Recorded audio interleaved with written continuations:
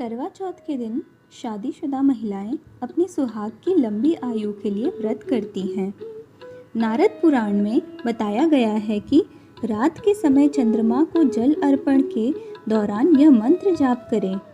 सौम्य रूप महाभाग मंत्रराज द्विजोत्तम मम पूर्वकृतम पापम औषधीश क्षमस्व में, जिसका अर्थ है मन को शीतलता पहुँचाने वाले सौम्य स्वभाव वाले ब्राह्मणों में श्रेष्ठ सभी मंत्रों एवं औषधियों में स्वामी चंद्रमा मेरे द्वारा पूर्व के जन्म के किए गए पापों को क्षमा करें, मेरे परिवार में सुख शांति का वास करें। करवा चौथ व्रत कथा।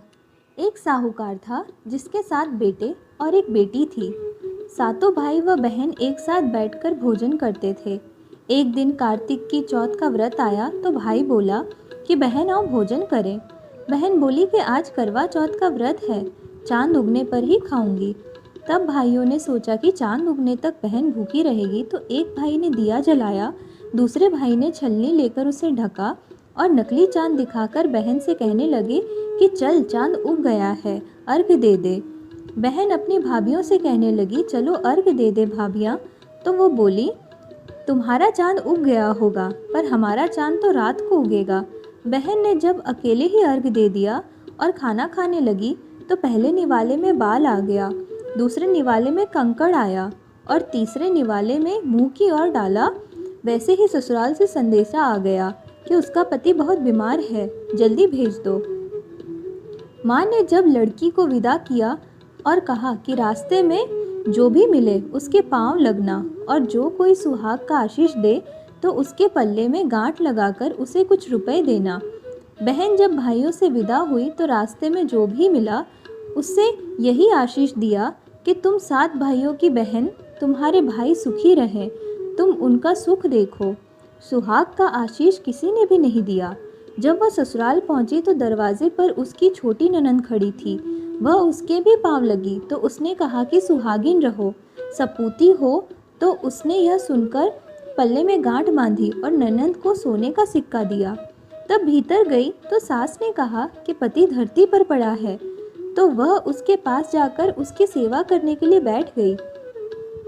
बाद में सास ने दासी से कहा कि बची कुची रोटी भेज दो। इस प्रकार से समय बीतते बीतते मृगशीर्ष का चौथ आई तो चौथ माता बोली करवा ले भाइयों की प्यारी करवा ले। लेकिन जब उसे चौथ माता नहीं दिखलाई दी तो वह बोली हे माता, आपने मुझे उजड़ा तो आप ही मेरे उद्धार करेंगी, आपको मेरा सुहाग देना पड़ेगा। तब उस चौथ माता ने बताया कि पौष की चौथ आएगी, वह मेरे से बड़ी है, उसी से सब कहना, वही तुम्हारा सुहाग वापस देगी। पौष की चौथ आई, आकर चली गई, माघ की चली गई, फागुन की चली गई, चैत्र, वैशाख, ज्येष्ठ, आषाढ़ और श्रावण, भादों की सभी चौथ आई और यह कर चली गई कि आने वाली चौथ को कहना। असौज की चौथ आई तो उसने बताया कि तुम पर कार्तिक की चौथ नाराज है, उसी से तुम्हारा सुहाग वापस आएगा, वही आएगी तो पांव पकड़कर विनती करना। यह बताकर वह भी चली गई। जब कार्तिक की चौथ आई तो वह गुस्से में बोली भाइयों की प्यारी करवा ले, दिन में चांद उगाने वाली करवा ले, व्रत खंडन करने वाली करवा ले, भूखी करवा ले। तो यह सुनकर वह चौथ माता को देखकर उनके पांव पकड़कर गिड़गिड़ाने लगी, हे चौथ माता, मेरा सुहाग तुम्हारे हाथों में है, आप ही मुझे सुहागिन करें। तो माता बोली पापिन हत्यारिन, मेरे पांव पकड़कर क्यों बैठ गई?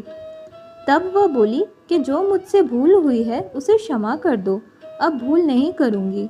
जो चौथ माता ने प्रसन्न होकर आँखों से काजल, नाखून से मेहंदी और टीके में से रोली लेकर छोटी उंगली से उसके आदमी पर छींटा दिया तो वह उठकर बैठ गया और बोला कि आज मैं बहुत सोया।